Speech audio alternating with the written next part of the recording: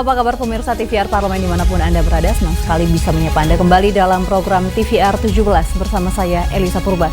Pemirsa, tepat pukul 17 waktu Indonesia Barat, kami hadirkan kepada Anda sejumlah informasi paling baru dan menarik seputar kinerja dan kegiatan DPR RI yang telah disajikan oleh redaksi TVR Parlemen. Dan pemirsa, inilah TVR 17 selengkapnya.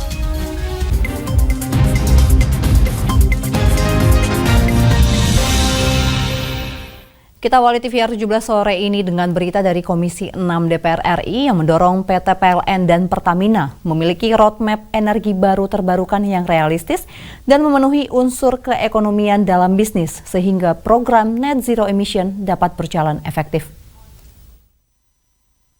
Komisi 6 DPR RI menilai roadmap atau cetak biru pengembangan energi baru terbarukan di Indonesia saat ini belum memenuhi unsur keekonomian dalam bisnis.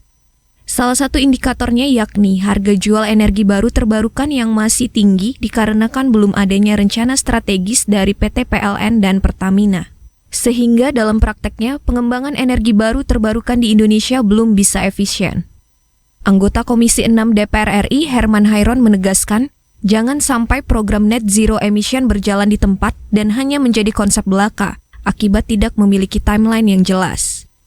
Kalau nilai jual masih tinggi berarti investasinya lebih tinggi. Kalau investasinya lebih tinggi, ya harus ada subsidi harga. Kalau tidak ada subsidi harga, orang malas untuk mengembangkan itu. Sehingga pada akhirnya ya selalu untuk yang energi baru terbarukan basisnya adalah penugasan. Nah, oleh karena itu menurut saya belum ada secara bisnis ya, secara profesional bisnis PLN maupun Pertamina bisa mengembangkan itu. Senada dengan Herman, anggota Komisi 6 DPR RI Nevi Zuairina juga mendorong PT PLN dan Pertamina memiliki roadmap yang realistis dan dapat dilaksanakan secara berkelanjutan oleh BUMN terkait. Ini kan bicara bisnis ya, mengubah bidang energi fosil dengan menggunakan listrik ya, sehingga kita harus punya roadmap 30 tahun ke depan. Tapi itu roadmapnya itu jangan di atas kertas gitu ya, roadmapnya itu betul-betul mendukung ya program ini jalan ya, artinya jangan sampai kita mendapatkan roadmap yang indah tapi ternyata tidak bisa dilaksanakan ya. Adila dan Rangga, TVR Parlemen melaporkan. Badan Kerjasama Antar Parlemen DPR RI berharap aksi serangan Israel ke Palestina dapat segera dihentikan karena telah melanggar hak asasi manusia dan mencederai makna keadilan.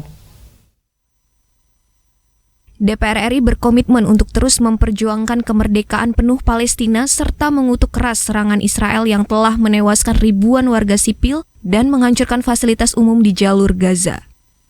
Dalam rangkaian sidang IPU ke-147 di Luanda, Angola, Wakil Ketua BKSAP DPR RI Sukamta menilai serangan Israel ke Palestina adalah tindakan neokolonialisme seperti halnya praktek perbudakan dan penjajahan di masa lampau. Aksi ini harus segera dihentikan karena telah melanggar hak asasi manusia dan mencederai makna keadilan. Motif apapun yang melatar belakangi penyerangan Israel ke Palestina tidak boleh dibenarkan, termasuk motif pembelaan diri. Sukamta menegaskan, DPR RI akan terus menyuarakan kemerdekaan penuh Palestina di forum-forum parlemen dunia. Even nowadays, we are witnessing war crime against humanity. Indiscriminate military strike, especially in Gaza, have killed thousands of civilians, including women, children, and elderly. Besides the attack, also damaged houses, hospitals, schools, prayer places, cutting electricity, water, and energy access. Here, it is crucial for parliamentarians to assess the situation in Palestine in more objective and fairer ways. Laporan terbaru Kementerian Kesehatan di Gaza menyebut jumlah korban tewas di pihak Palestina mencapai lebih dari 6.500 orang, dengan 2.700 korban diantaranya adalah anak-anak. Tim Liputan TVR Parlemen melaporkan. Pemirsa, BKSAP DPR RI berharap hubungan baik serta kerjasama di bidang kepariwisataan dan pendidikan antara Indonesia dengan Kroasia dapat membuka pintu peluang kerjasama dengan Uni Eropa. Dalam agenda IPU ke-147 di Luanda, Angola, Parlemen Indonesia dan Kroasia kembali melakukan pertemuan bilateral. Wakil Ketua BKSAP DPR RI Putu Supatmarudana mengungkapkan, pertemuan bilateral ini membahas kerjasama di bidang kepariwisataan dan pendidikan. Putu menilai hubungan baik dengan Kroasia bisa membuka pintu peluang kerja sama dengan Uni Eropa. Ditambah, Kroasia selalu menyuarakan hal positif tentang Indonesia di tengah dinamika hubungan Indonesia dengan Uni Eropa. Untuk bisa menandatangani MOU kerjasama dalam segala bidang. Yang terpenting adalah bagaimana memberikan support dalam capacity building, baik untuk destinasi dan juga baik untuk sumber daya manusianya. Juga peningkatan kerjasama melalui dunia pendidikan dan juga pertukaran pelajar juga sangat penting untuk kita berikan dukungan, karena apa, dengan diketahuinya kita oleh mereka mengetahui Indonesia lebih tahu lebih banyak tentang Kroasia maupun Uni Eropa, tentu akan lebih baik lagi untuk membangun kerjasama yang baik di segala bidang. Wakil Ketua BKSAP DPR RI Sukamta menilai, konsep Sister City bisa dilaksanakan untuk memperkuat dan mempromosikan destinasi wisata di kedua negara. Untuk itu, kerjasama yang lebih konkret harus segera diwujudkan. Tadi mungkin sudah disebutkan punya potensi yang besar, walaupun negaranya mungkin dari sisi ukuran berbeda dengan Indonesia, tapi Kroasia ini menjadi pintu masuk ke Eropa yang sangat strategis, dan so far selama ini Kroasia selalu mendukung apa yang menjadi keinginan atau masalah Indonesia, baik itu di Uni Eropa maupun di forum-forum internasional. Jadi kerjasama Indonesia-Kroasia ini memang kerjasama yang sangat strategis. Dari Luanda, Angola, Alfat Rizky, TVR Parlemen melaporkan. Perseteruan Israel dengan Palestina kembali memanas. Konflik kedua negara ini pecah kembali pada Sabtu 7 Oktober yang lalu setelah pasukan Palestina atau Hamas menyerang wilayah selatan di jalur Gaza. Dan informasinya akan kami hadirkan usai jeda. Tetaplah di TVR 17.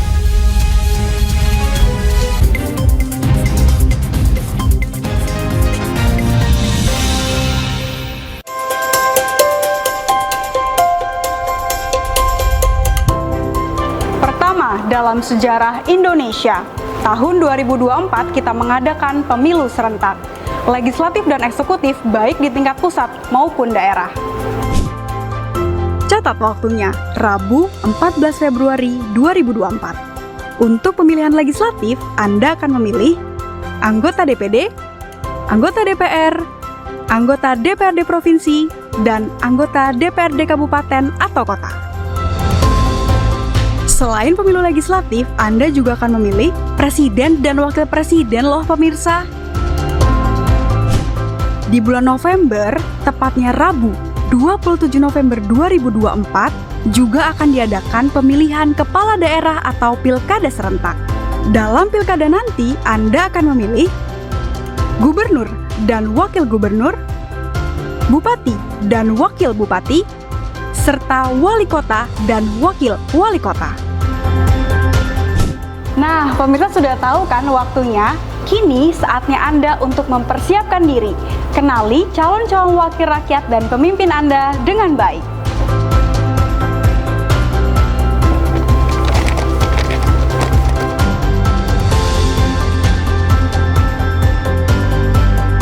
Jangan sampai kesempatan untuk memilih calon wakil rakyat dan pemimpin Anda terlewat begitu saja. Ayo, ramaikan Pesta Demokrasi Pemilu 2024 dengan meriah. Demi masa depan bangsa Indonesia.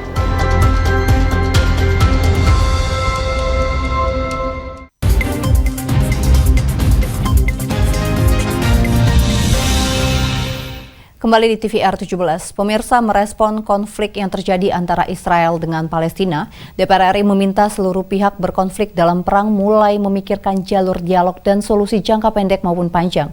Solusi jangka pendek misalnya dengan menghentikan segala bentuk kekerasan, baik oleh pihak Israel maupun Hamas. Serta dukungan seluruh negara dalam mewujudkan perdamaian yang berbentuk solusi jangka panjang two-state solution, di mana terbentuknya negara Palestina merdeka yang berdasarkan hukum internasional dan parameter yang telah disepakati secara internasional.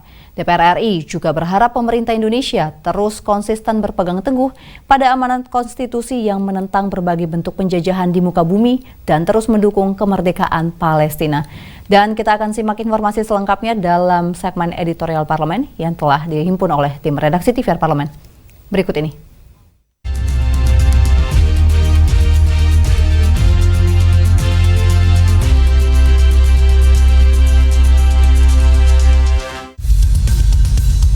Hingga saat ini, konflik yang terjadi antara Israel dan kelompok militan Palestina Hamas masih terus berlangsung. Selain menelan banyak korban jiwa dari kelompok sipil, kerusakan infrastruktur layanan publik juga makin masif. Badan Kerjasama Antar Parlemen DPR RI terus menyuarakan penyelesaian konflik antar kedua negara tersebut di forum-forum internasional. Sebagai anggota Dewan Hak Asasi Manusia PBB, Indonesia terus berupaya agar pelanggaran HAM tidak terjadi di konflik Israel dan Palestina.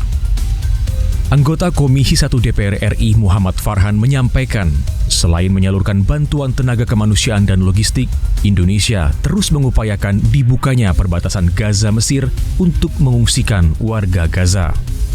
Karena kita adalah anggota dari Dewan HAM dunia, maka yang harus kita sampaikan adalah memastikan bahwa tidak terjadi pelanggaran HAM di perang Israel melawan Hamas ini. Walaupun sangat sulit ya, tetapi ada beberapa hal yang memang perlu dipenuhi oleh kedua belah pihak dalam kerangka pemenuhan hak asasi manusia. Contohnya koridor untuk pengungsian. Jadi koridor untuk pengungsian ini tidak hanya disediakan koridornya, tetapi juga harus disediakan waktunya. Jadi kedua belah pihak harus setuju bahwa pada tanggal tertentu, jam tertentu akan dibuka koridor pengamanan. Nah, kalau ujungnya kemana? Nah, ini menjadi pertanyaan lagi. Karena kompleksitasnya masalah Palestina dan Israel di Gaza ini, ujungnya tuh harus ke Mesir. Nah, maka tugas Indonesia sebetulnya meyakinkan Mesir agar mau membuka perbatasannya untuk para pengungsi dari Gaza. Di forum interparliamentary ke-12 di Perancis, Ketua BKSAP DPR RI Fadlizon mengajak Parlemen Uni Eropa aktif mencari solusi sebagai upaya meredam konflik dan mengantisipasi jatuhnya korban. Kita sampaikan bahwa Indonesia mendukung perjuangan Palestina, kita juga mendukung two-state solution, dan kita berharap konflik ini bisa segera reda supaya tidak ada lagi korban-korban, terutama anak-anak dan perempuan yang mereka yang tidak berdosa. Jadi kita sampaikan ini langsung di depan Parlemen Eropa yang cukup hadir, cukup banyak, dipimpin oleh Daniel Kaspari dan juga dari beberapa negara yang bagian dari delegasi Parlemen Eropa untuk ASEAN, DASE. Wakil Ketua BKSAP DPR RI Gilang Dila Farares menambahkan, konflik Palestina dan Israel dapat diredam melalui campur tangan internasional untuk mendesak kedua negara segera melakukan gencatan senjata. Isu ini Palestina adalah isu yang salah satu yang krusial yang harus kita perjuangkan. Kita tahu kita mempunyai banyak sejarah bersama-sama sebagai negara muslim terbesar di dunia. Tentu kita merasakan bahwa dengan adanya konflik ini yang jadi korban pertama adalah masyarakat dan warga di sana. Dan kita ingin di sana, dan di saat momentum IPU ini merupakan salah satu cara kita bisa bersama-sama melaksanakan diplomasi ke seluruh negara-negara yang ada di sekitar kita, bisa kita dorong agar perdamaian bisa terjadi di Palestina. Dalam Forum Standing Committee on Democracy and Human Rights Interparliamentary Assembly atau IPU ke-147 di Luanda, Angola, Wakil Ketua BKSAP DPR RI Putu Supatmarudana menekankan pentingnya Forum IPU ke-147 menjadi wadah bagi negara-negara internasional memberikan dukungan kemanusiaan kepada masyarakat Palestina. Putu juga berharap adanya two-state solutions dalam menciptakan perdamaian di kedua negara tersebut.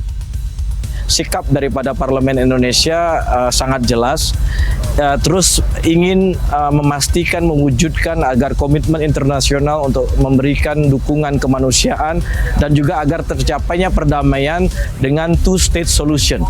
Jadi harapan kita tentu dua state solution ini atau dua negara yaitu Palestina dan Israel dapat hadir bersama justru membangun wilayah tersebut. Redaksi TVR Parlemen melaporkan.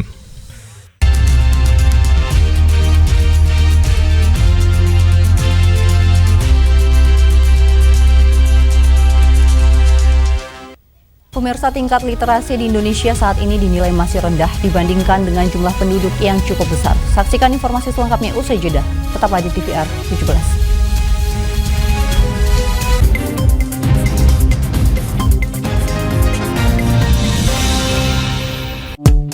DPR RI memiliki fungsi diplomasi dalam menjalankan politik luar negeri sesuai dengan pasal 116 Undang-Undang MD3. Kontribusi aktif BKSAP DPR RI memainkan peranan penting dalam memenangkan persaingan global melalui IPU, IPA, IPPF, AIPA, dan PUIK. BKSAP memiliki komitmen yang tinggi dalam krisis kemanusiaan dunia. Fungsi diplomasi dijalankan untuk mendukung upaya pemerintah dalam melaksanakan politik luar negeri.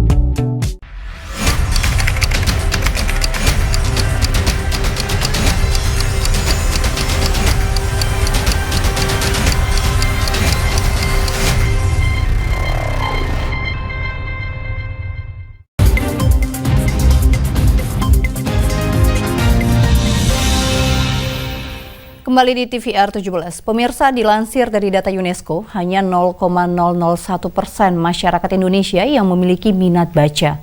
Artinya dari 1.000 orang Indonesia, hanya 1 orang yang suka dan aktif membaca. Menanggapi hal ini, anggota Komisi 10 DPR RI Nuroji mendorong adanya pengembangan akses dan sarana prasarana melalui peningkatan anggaran perpustakaan. Mari kita simak liputan selengkapnya bersama rekan kami Alfat Rizky, silakan.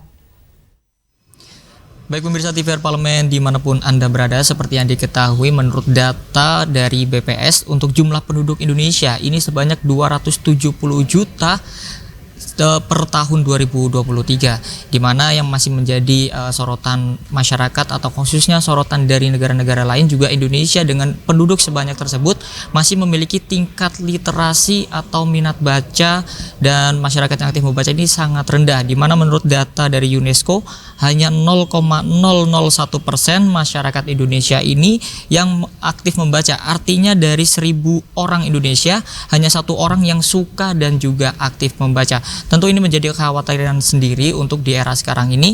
Lalu seperti apa kinerja dari DPR RI, khususnya dari anggota Komisi 10 DPR RI? Saya sudah bersama dengan salah satu anggota Komisi 10 DPR RI, yaitu Bapak Nuroji, untuk daerah pemilihan Jawa Barat 6 dari fraksi Partai Gerindra.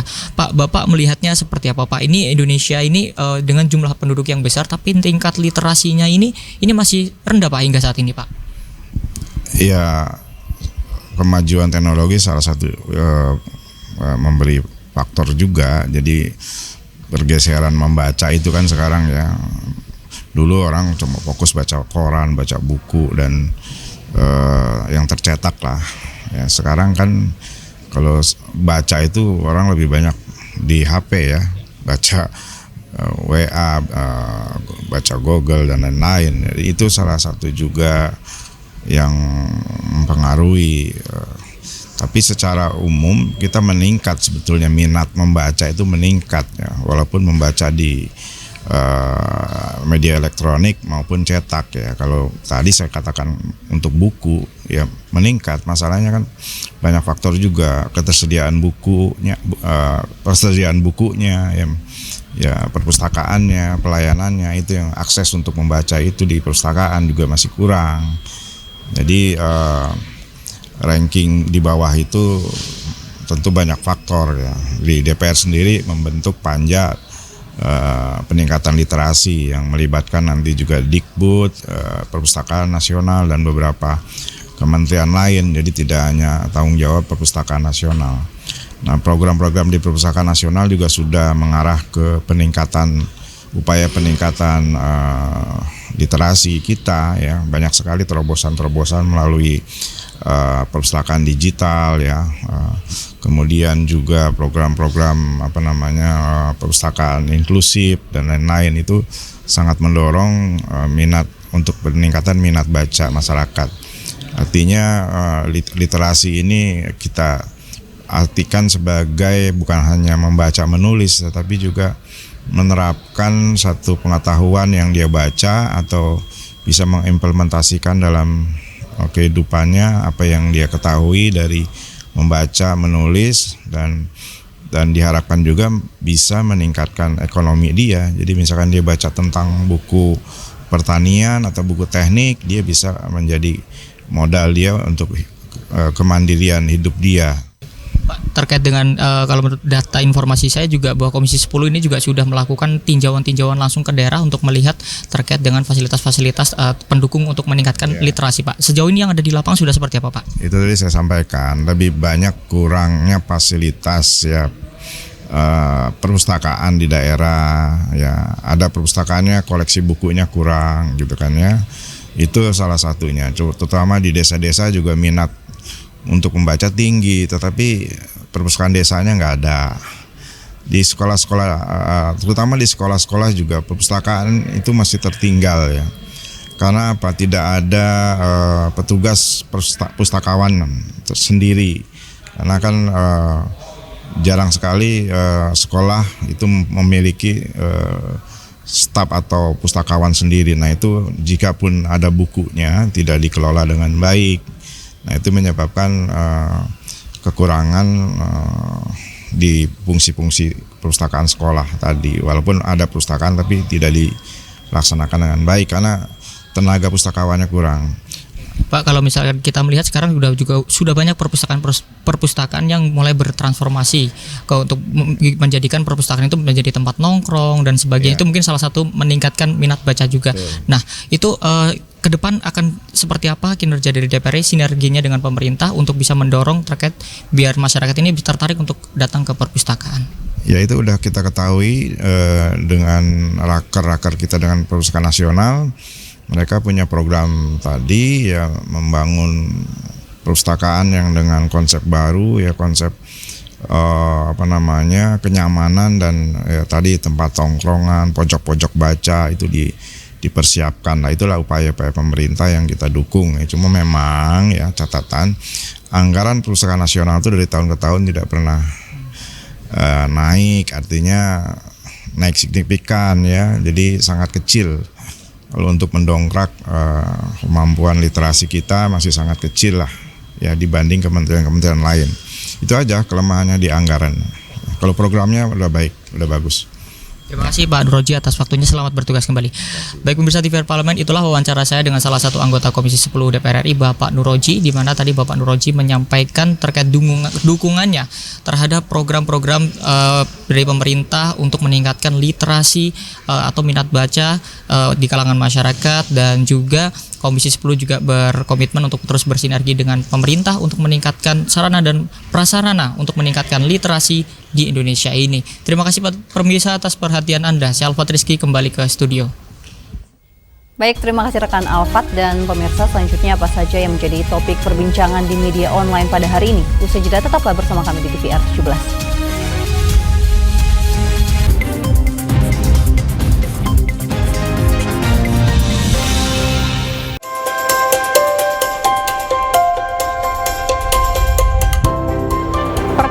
Dalam sejarah Indonesia, tahun 2024 kita mengadakan pemilu serentak, legislatif dan eksekutif baik di tingkat pusat maupun daerah.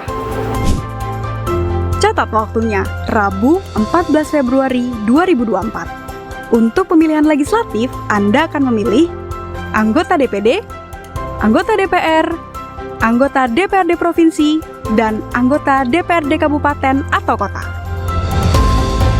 Selain pemilu legislatif, Anda juga akan memilih presiden dan wakil presiden loh pemirsa. Di bulan November, tepatnya Rabu 27 November 2024, juga akan diadakan pemilihan kepala daerah atau pilkada serentak. Dalam pilkada nanti, Anda akan memilih gubernur dan wakil gubernur, bupati dan wakil bupati, serta wali kota dan wakil wali kota. Nah, pemirsa sudah tahu kan waktunya? Kini saatnya Anda untuk mempersiapkan diri. Kenali calon-calon wakil rakyat dan pemimpin Anda dengan baik.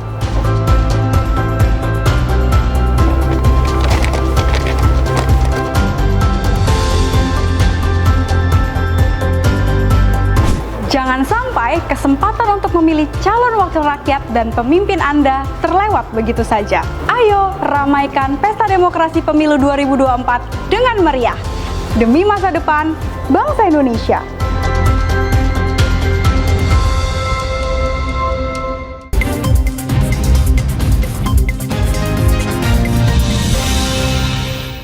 Kembali di TVR 17, pemirsa TVR Parlemen, kali ini kita masuk ke segmen media nasional. Mari kita simak isu apa saja yang menjadi sorotan media, serta tanggapan dari sejumlah anggota Dewan. Bersama rekan kami, Dadi Ramadan.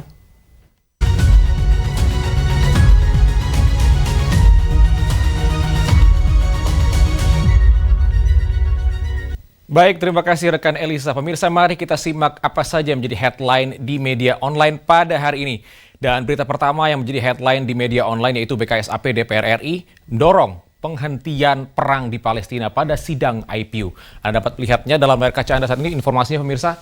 Di sini peperangan di Palestina yang hingga saat ini masih berlangsung tidak luput dari perhatian dunia internasional pada sidang tahunan Interparliamentary Union atau IPU atau Parlemen Dunia ke-147 yang diikuti oleh 120 negara lebih. Terkait hal ini, Badan Kerjasama Antar Parlemen DPR RI mengusulkan penghentian segera peperangan dan pembunuhan terhadap anak-anak dan wanita di Gaza yang masuk menjadi resolusi pada sidang IPU.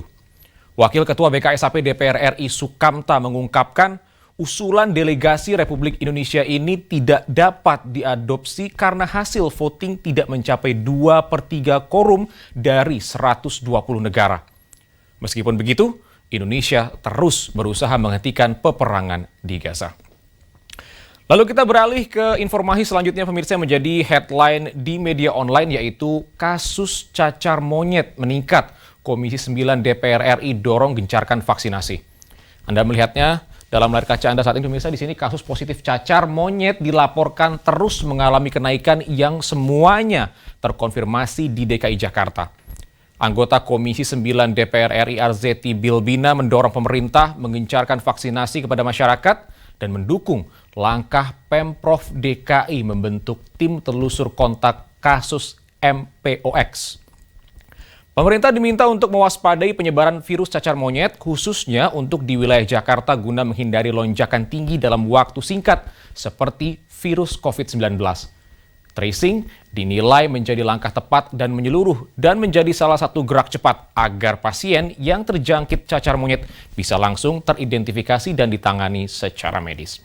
Pemirsa, itu tadi headline di media online pada hari ini terkait BKSAP DPR RI dorong penghentian perang di Palestina pada sidang IPU serta kasus cacar monyet meningkat. Komisi 9 DPR RI dorong gencarkan vaksinasi. Saya Dadi Ramadan, kembali ke rekan Elisa.